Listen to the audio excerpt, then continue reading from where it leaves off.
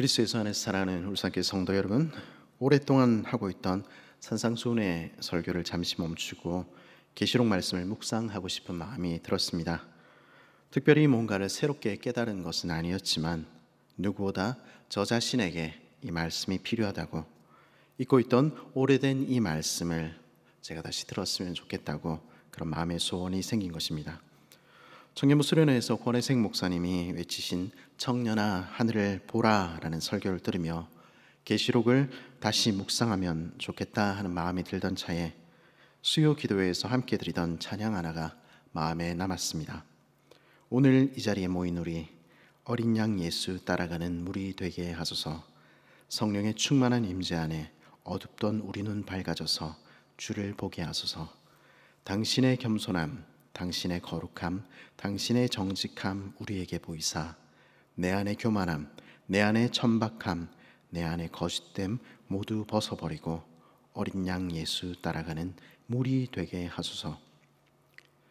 내 안의 교만함, 내 안의 천박함, 내 안의 거짓됨 모두 벗어버리고 라는 가사가 마음을 떠나지 않았습니다. 안 그런 척하지만 겉으로는 그저 괜찮은 척, 그저 아무 일 없는 척, 하나님 따르는, 주를 따르는 그 길을 아무 일 없이 그렇게 걸어가고 있는 척하지만 내 속사람은 과연 어떠한가? 내 안에는 교만함이, 내 안에는 천박함이, 내 안에는 거짓됨이 가득하지는 않은가 생각하게 되었기 때문입니다. 그저 땅만 바라보고 살아가다가, 그저 내 눈앞의 현실들만 바라보다가 내 생각에 사로잡힌 채 그렇게 살다가 정작 내가 누구인지, 나는 어디로 가고 있는지조차 잊어버리고 있지는 않은가 하는 생각을 하게 된 것입니다. 어린 시절 저는 제 삶은 남들과는 다르리라 기대하곤 했었습니다. 성도로 이 땅을 힘겹게 살아가는 어른들을 보면서도, 다른 누군가를 보면서도 그분들을 존중하기는커녕 함부로 판단하며 내 삶은 저분들보다 나으리라고, 나는 예수도 잘 믿으면서 세상으로부터도 인정받는 그런 삶을 살리라고 그렇게 생각하곤 했던 것이죠. 그리고는 자기 혼자 그 길을 잘 걷는 것처럼 남들을 향해 예수 제대로 믿지 않는다고 손가락질을 하기도 했던 기억이 있습니다. 다들 그러셨죠? 저만 그런 거 아니죠?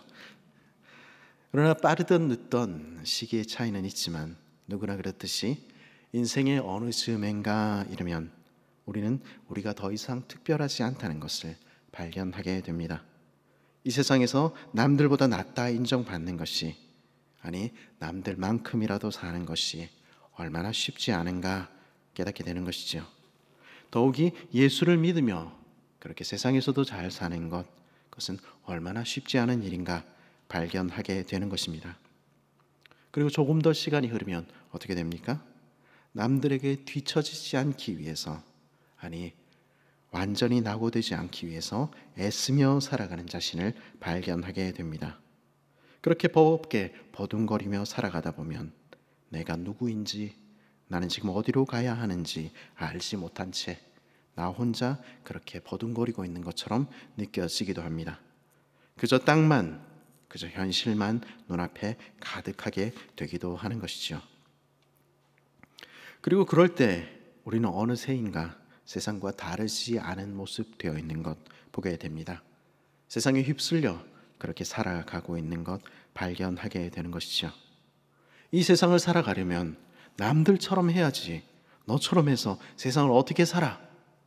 남들만 그렇게 이야기하는 건 아니라 어느 틈엔가 그 동일한 목소리가 우리 속에서부터 들려오는 것 듣게 되기도 하는 것입니다. 그리고 그런 우리에게 예수는 내 삶의 우선순위로부터 어느샌가 멀리 떠나 있는 것 보게 되는 것입니다.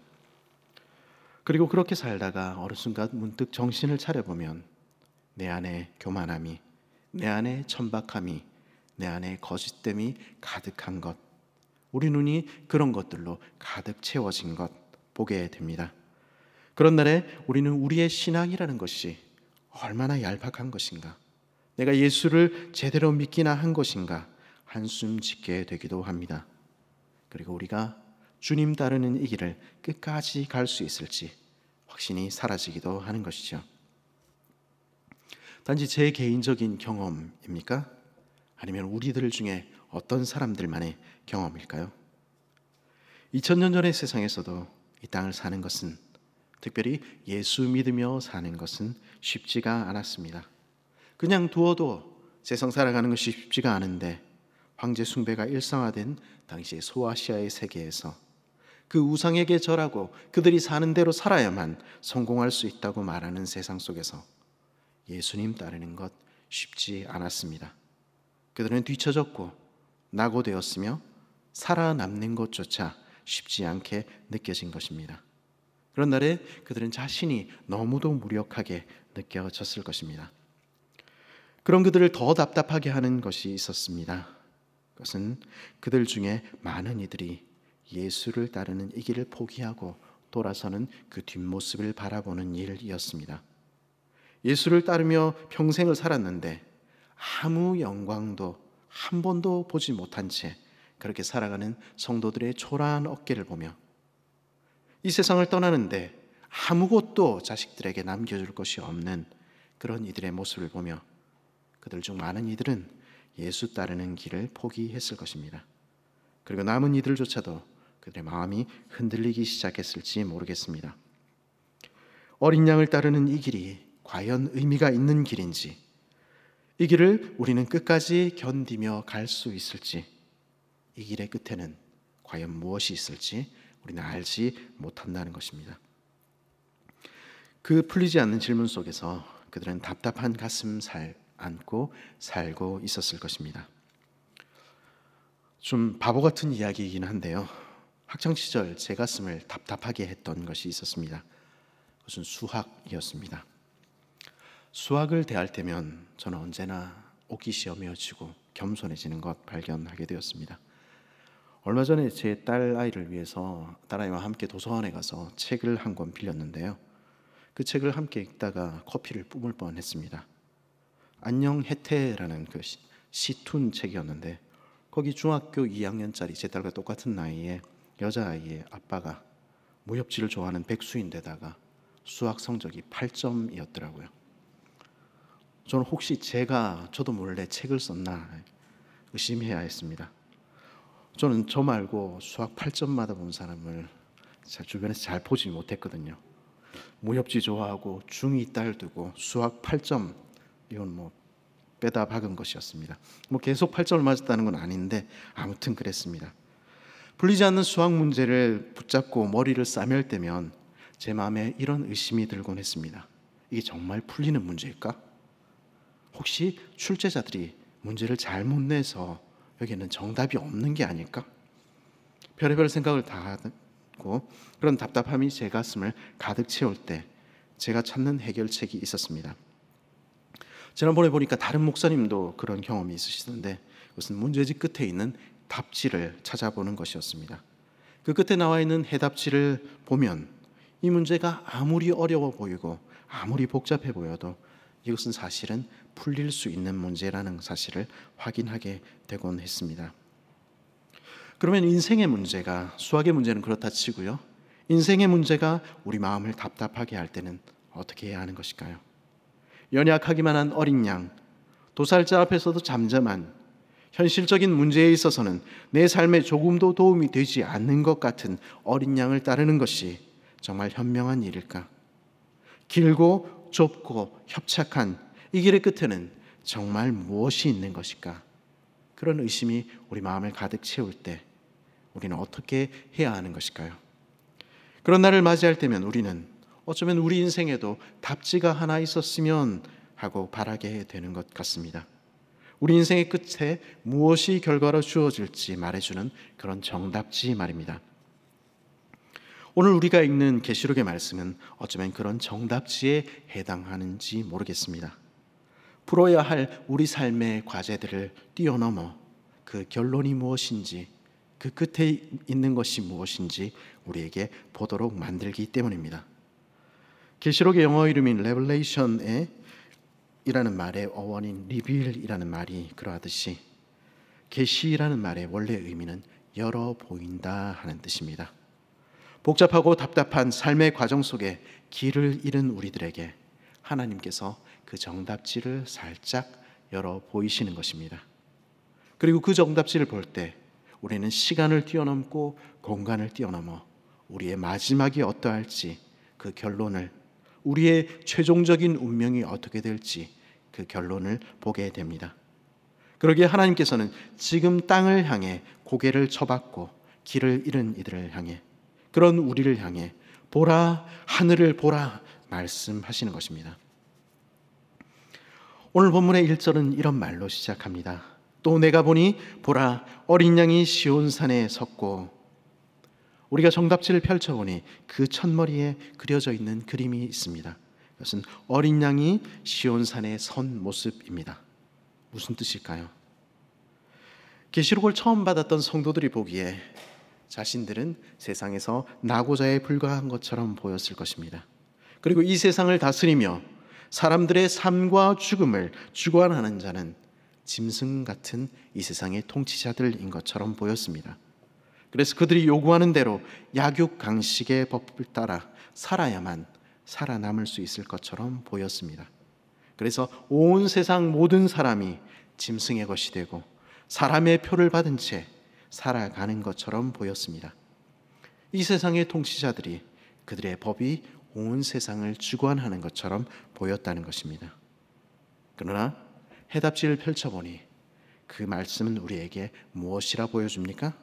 보라, 하나님의 어린 양이 시온산에 서 있다. 이 말씀에서 우리는 시편 2편에 하나님의 선언이 성취된 것을 보게 됩니다. 내가 나의 왕을 내 거룩한 산 시온에 세웠다. 우리 하나님께서 그 어린 양을 거룩한 산 시온의 왕으로 세우셨다는 것을 보게 되는 것입니다. 비록 우리 눈이 희미해져서 그 서신 주님을 보지 못할 때가 있지만, 우리 귀가 어두워져서 우리 주님의 음성을 듣지 못할 때가 있지만, 승리하신 어린 양은 오늘도 여전히 그 시온산의 왕으로 서 계신다는 것입니다. 시편 2편은 우리에게 무엇이라 노래합니까? 어찌하여 이방 나라들이 분노하며 민족들이 헛된 일을 꾸미는가?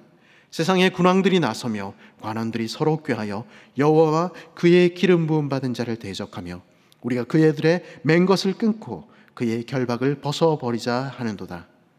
하늘에 계신 이가 웃으시며 주께서 그들을 비웃으시리로다. 그때 분을 바라며 진노하사 그들을 놀라게 하여 이르시기를 내가 나의 왕을 내 거룩한 산 시온에 세웠다 하시리로다. 계시록의 이 정답지에서 우리는 시편 2편의 말씀이 성취된 것 보게 됩니다. 하나님께서는 그분을 대적하여 일어난 이 세상을 다스리는 것 같은 그 군왕들을 비웃으시며 이 세상의 통치자들을 비웃으시며 내가 나의 왕을, 내 어린 양을 거룩한 산 시온에 세웠다고 선언하시는 것입니다. 그리고 그 말씀 그대로 우리가 보기에 어떠하든지 다른 사람들이 생각하기에 어떠하든지 시온산에 서신 하나님의 어린 양은 오늘도 온 세상을 철창으로 통치하고 계시는 것입니다. 성령께서는 우리에게 오늘도 말씀하시는 것입니다. 너희의 주님이신 어린 양이 오늘도 세상을 다스리시는 왕인 것을 너는 알고 있니? 너희가 따르는 그 어린 양이 온 세상의 주인이셔. 그러기에 그 사실을 아는 성도들은 그 고백을 담아 주 예수 그리스도, 예수가 주님이시며 예수가 왕이시라고 고백하는 것입니다. 그러나 오늘 말씀은 그날의 거룩한 산 시온에 선 것이 단지 어린 양만이 아니라는 사실을 보여줍니다. 그와 함께 14만 4천이 서 있는데 그들의 이마에는 어린 양의 이름과 그 아버지의 이름을 쓴 것이 있더라. 그날에 우리의 주님이신 어린 양과 함께 14만 4천이나 되는 사람들이 승리자로 서 있는 모습을 우리에게 보여주시는 것입니다. 오늘 묵시는 사실 12장부터 이어지는데요, 그 12장의 마지막은 이렇게 끝이 났습니다. 용이 여자에게 분노하여 돌아가서 그 여자의 남은 자손 곧 하나님의 계명을 지키며 예수의 증거를 가진 자들과 더불어 싸우려고 바다의 모래 위에 서 있더라. 그리고 이어지는 13장에서는 바다에서 올라온 뿔이 열이요 머리가 일곱인 왕관을 쓴 짐승이, 땅에서 올라온 어린 양처럼 두 뿔이 있고 용처럼 말을 하는 짐승이, 그렇게 강대한 통치자들이, 이 세상의 주권자들이 하나님의 백성과 싸우려고 서 있었다는 것입니다. 그리하여 결국은 모든 자가 그 손이나 그 이마에 짐승의 표 666을 찍은 것처럼 보였다는 것입니다. 온 세상이 그들에게 돌아간 것처럼 보였습니다. 그리고 그들 앞에 선, 지금 주님을 따르는, 어린 양을 따르는 그 길을 선 성도들은 한 줌도 되지 않는 것처럼 그렇게 보였다는 것입니다. 그러나 12장 11절은 이 묵시가 시작되기 전에 그 결과를 이미 우리에게 들려주었습니다. 또 우리 형제들이 어린 양의 피와 자기들이 증언하는 말씀으로써 그를 이겼으니 그들은 죽기까지 자기들의 생명을 아끼지 아니하였도다. 아합의 시대에 엘리야는 홀로 서 있는 것처럼 느꼈습니다. 그러나 우리 주님께서는 우상에 무릎 꿇지 않은 7천이 여전히 거기 있다는 사실을 보여주셨습니다. 바벨론의 느부갓네살이 신상을 세우고 모두 절하라 이야기했을 때 거기에 절하지 않은 사람은 단지 셋뿐인 것처럼 보였습니다.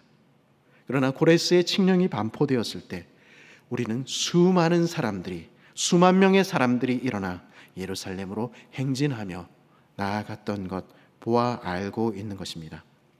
그리고 지금 우리 눈이 보기에, 지금 그들이 보기에 온 세상이 짐승의 수, 사람의 수로 가득한 것처럼 보입니다. 이때에 누가 믿음을 지킬 것인가, 누가 남아있는가, 우리는 의구심을 느끼게 되기도 하는 것입니다. 때로 우리는 홀로 있는 것처럼 느낍니다. 그래서 연약해집니다. 고난의 시대에도 예수 믿는 것은 어렵지만 번영의 시대에도 주님을 따르는 것은 쉽지 않은 일입니다. 모두가 자신만을 말하며 자신의 이익과 자신의 생존만을 말하는 적자생존, 약육강식의 짐승의 시대에, 그래요 신앙을 가진 우리 자녀들이 점점 사라져가는 이 시대에, 그렇게 살면은 내 자녀들이 실패할 것만 같다고 그런 공포가 우리를 사로잡는 이때에 누가 어린 양을 따르겠는가? 어떻게 우리 자녀들을 향해서 어린 양을 따르는 그 좁은 길을 걸으라고 말할 수 있겠는가? 우리는 의문을 갖게 되기도 하는 것입니다. 그러나 놀랍게도 성경은 그날에 14만 4천이나 되는 승리자들이 그 시온산에 서 있는 것을 보여주시는 것입니다. 14만 4천이라는 것은 12 곱하기 10이 충만하다는 뜻이 강조되고 강조된 것입니다. 그날의 그 거룩한 산 시온에는 모든 족속으로부터 나온 주의 백성들로 가득할 것이라는 것입니다. 그리고 그들의 이마에 적힌 어린 양의 이름과 그 아버지의 이름은 그들이 주의 것이라는 것을 보여줄 것입니다. 내가 하늘에서 나는 소리를 들으니 많은 물소리와도 같고 큰 우레소리와도 같은데 그들이 들은 소리는 검은 고 타는 자들이 그 검은 고를 타는 것과 같더라. 그들이 보좌 앞과 내 생물과 장로들 앞에서 새 노래를 부르니 땅에서 속량함을 받은 14만 4천 밖에는 능히 이 노래를 배울 자가 없더라. 2절과 3절의 말씀은 이 땅에서 오늘 숨죽여 찬양할 수밖에 없었던 하나님의 백성들이, 이 땅에서 들리지 않았던 그 백성들의 찬양 소리들이 그날에는 힘차게 울려 퍼질 것이라는 사실을 말해 줍니다. 많은 물소리, 바다의 파도 소리처럼 힘찬 목소리로, 온 하늘을 가르는 우레처럼 온 세상에 울리게, 검은 고처럼 고운 목소리로 그들은 노래하게 될 것입니다. 그날에 그들은 온 세상을 다스리는 주님의 보좌 앞과 온 피조물을 대표하는 내 생물 앞, 그리고 온 백성을 대표하는 24장로 앞에서 새 노래로 찬양하게 될 것입니다. 그날에 그들이 부를 노래는 새 노래입니다.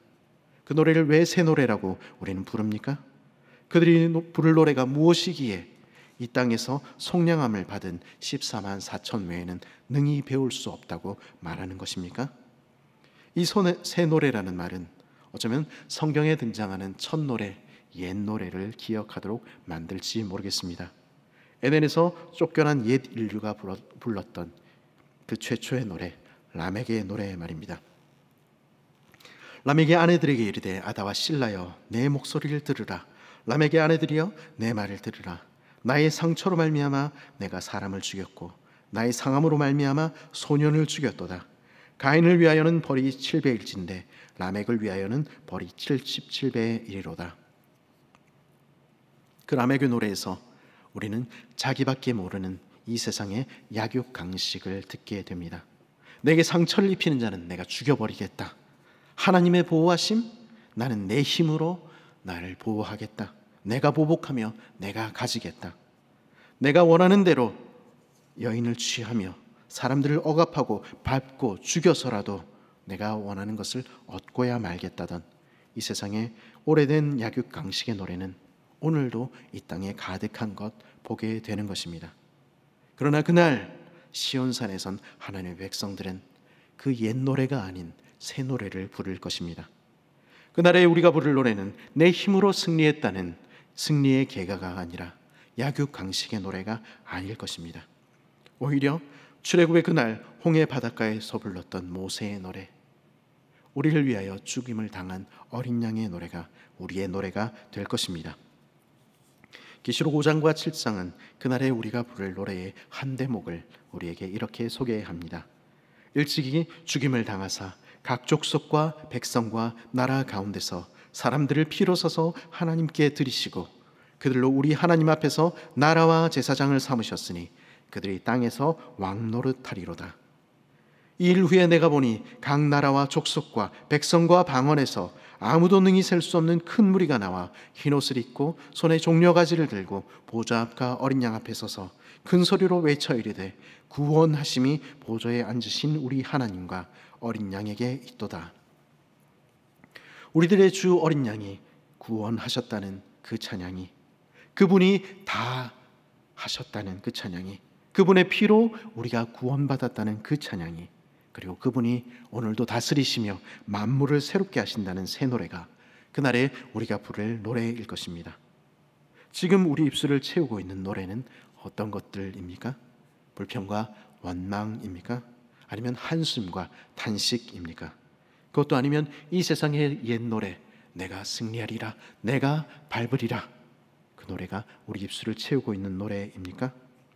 지금 이 땅에서 새 노래를 부르는 자들만이 그날 시온산에서 기쁨으로 찬양하게 될 것입니다. 그날에 부를 새 노래를 우리는 지금 이곳에서 부르고 있습니까? 이 사람들은 여자와 더불어 더럽히지 아니하고 순결한 자라.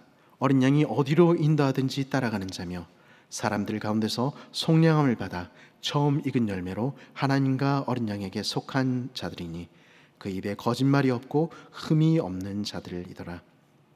오늘 본문의 마지막 부분인 4절과 5절은 비슷한 구조를 통해 한 가지 질문을 우리에게 던집니다.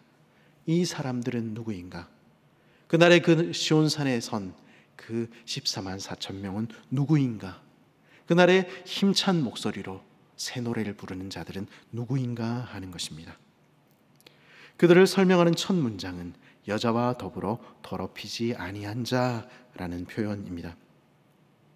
여기서 여자와 더불어 더럽히지 않았다는 표현은 1차적으로는 성적으로 거룩함을 지킨다는 말 될 것입니다.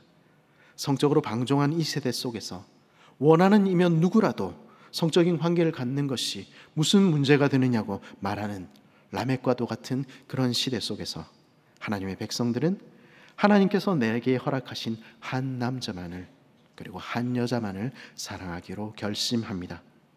너는 남편을 원하고 남편은 너를 다스릴 것이니라는 태초의 저주처럼 서로가 서로를 욕망하고 질시하며 서로가 서로를 지배하기를 원하는 이 세상 속에서 하나님의 백성들은 다르게 살아가는 것입니다. 그 남편이신 그리스도처럼 남편 된 이들은 아내를 위해 목숨 버리는 것을 선택하며 스스로 자신을 낮춰 종이 되신 그리스도처럼 아내는 남편에게 복종하기를 선택하는 것입니다.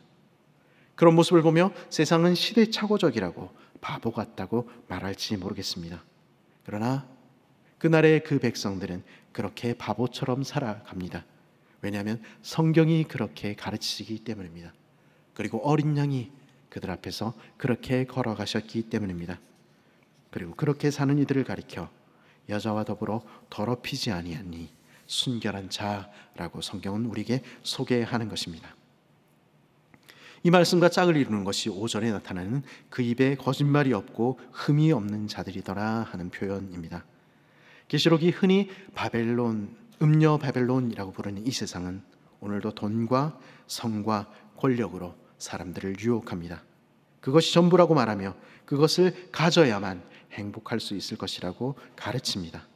그리고 그것을 더 갖기 위해서라면, 그것을 더 누리기 위해서라면, 그것을 더 많은 힘을 가지기 위해서라면 무엇이든 할 수 있다고 우리를 속이는 것입니다. 그것을 갖기 위해서는 어떻게 해야 합니까? 나를 더 부풀리고 더 크게 보이게 만들어야 하는 것입니다. 성직하고 성실하게 나는 이 모습 이대로 살아왔습니다. 별로 내세울 것이 없습니다. 그렇게 말하는 것은 이 세상에서 바보같이만 보이는 것입니다. 거짓으로 꾸며서라도, 부풀려서라도, 불법을 동원해서라도, 내 스펙들을 만들어내어서라도 있어 보이게, 부풀려 보이게 만들어야만 하는 것입니다.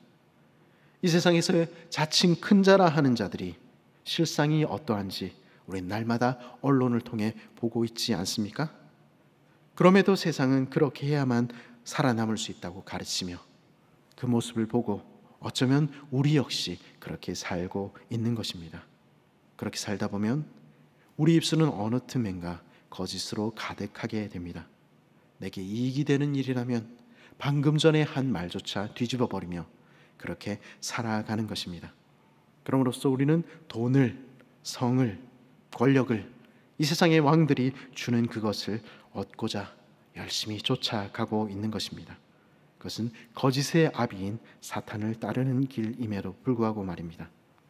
이런 모습 아래에 자리 잡고 있는 것은 끔찍한 자기 사랑입니다. 내가 중심이기에, 내가 모든 것이기에 나만을 위해서 그렇게 살아가는 것입니다. 그리고 나 외치는 그곳에 사람됨은 사라지는 것입니다. 666이라는 우리 숫자를 우리가 기억하죠. 그것이 무슨 의미가 있는가 이런 생각들을 할 수 있습니다만 거기서 성경은 그 6을 가리켜 인간의 숫자라고 표현합니다.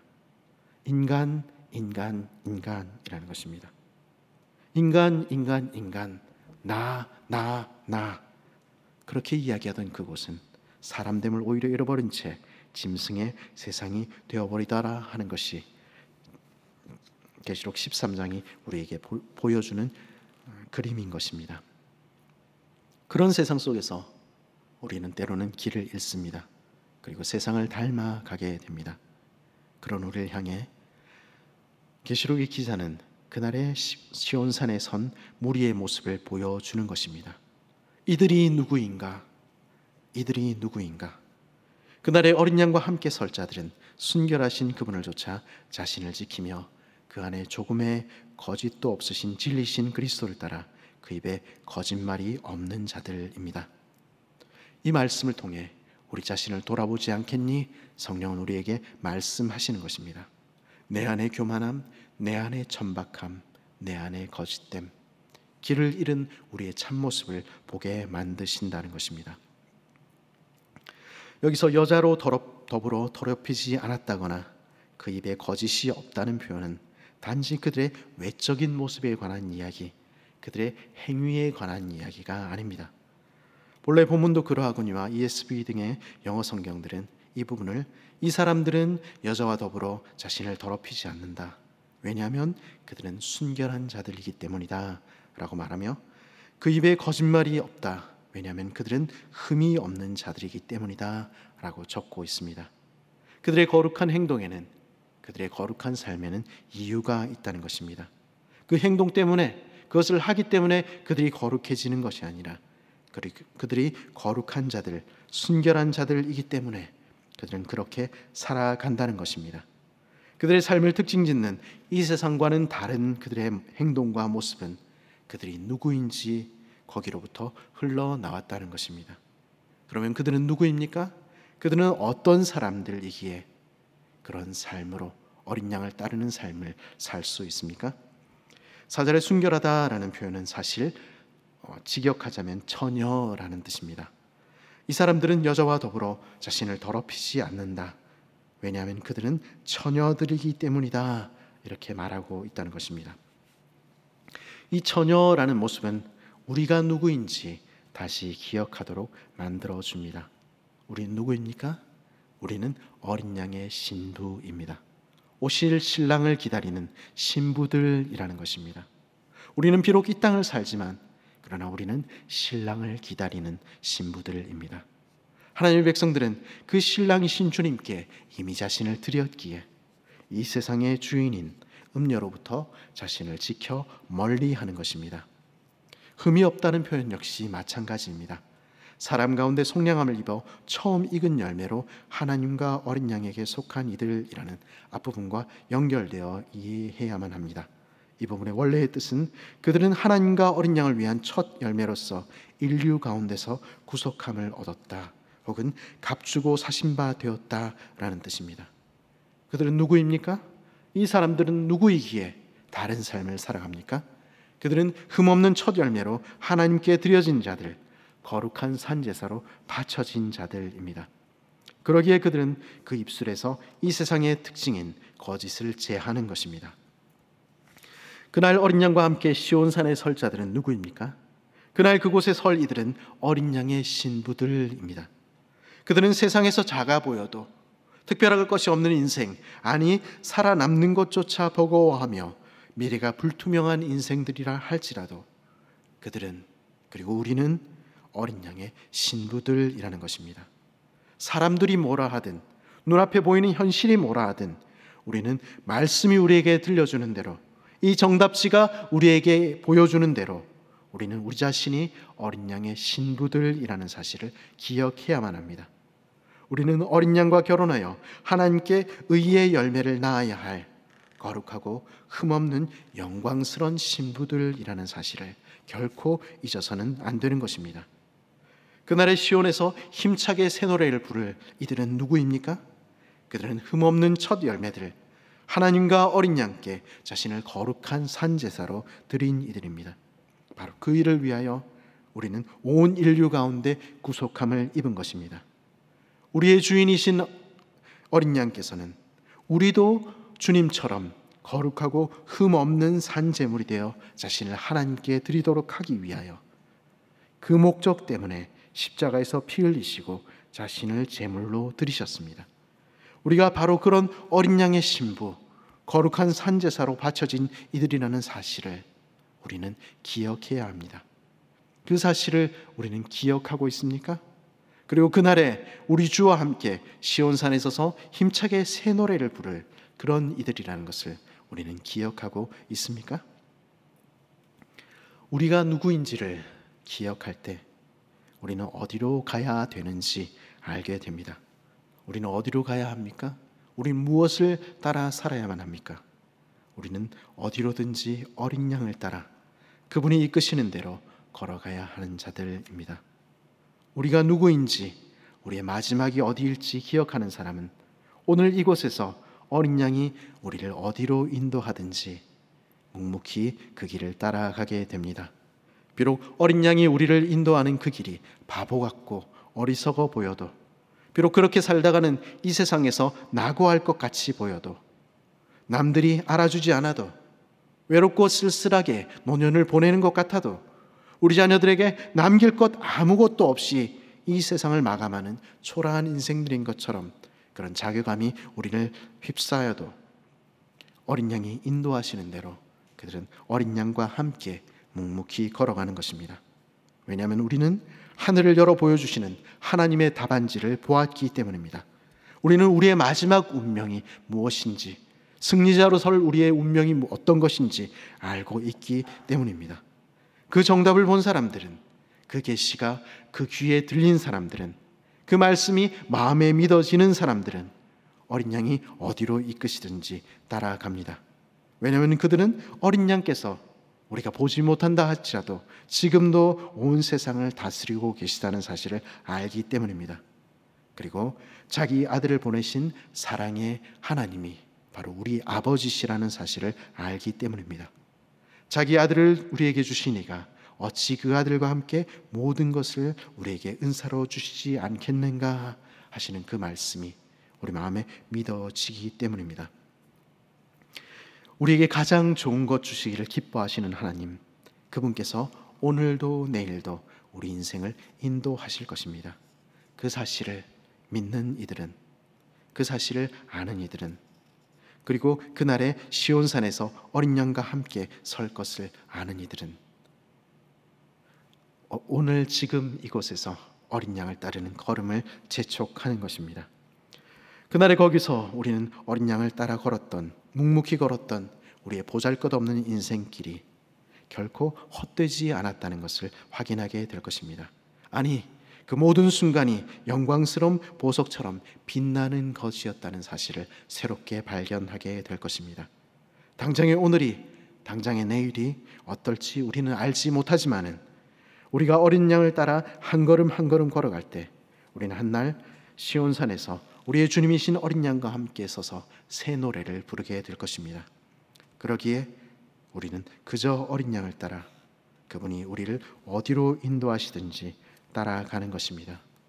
어린 양을 따르는 그 무리에 속한 것을 기뻐하며 작고 보잘것없는 우리의 길을, 좁고 척박한 우리의 그 길을 계속해서 걸어가게 되는 것입니다. 그리스도 예수 안에서 사랑하는 성도 여러분, 오늘 우리는 어디로 걸어가고 있습니까? 어린 양을 따라 어디든 그분이 이끄시는 대로 그렇게 걸어가고 있습니까? 아니면 눈앞의 문제들, 땅의 문제들에 매여 살다 보니 어느샌가 그 길이 희미해진 채 내가 누구인지도, 내가 어디로 가는지도 모른 채 길을 잃고 있습니까? 홀로 있는 것 같고 외롭고 낙오자가 된 것 같고, 그 가운데서 어린 양을 따르는 이 길이 과연 의미가 있는 길인지, 이 길을 우리는 끝까지 견딜 수 있을 것인지, 이 길의 끝에는 무엇이 있는 것인지 우리의 믿음조차 흔들리는 그런 상황 속에 처해 있지는 않습니까? 그럴 때에 눈을 들어 하늘을 볼 수 있기를 바랍니다. 그리고 우리의 이야기 끝에 서 있는 하나님의 해답지를 펼쳐볼 수 있기를 바랍니다. 그럴 때 우리는 시온산에 서 계신 어린 양을 뵙게 될 것입니다. 이 땅의 왕들이 아니라 우리 주님께서, 어린 양께서 오늘도 이 세상을 다스리시며 우리 인생을 쥐고 계십니다.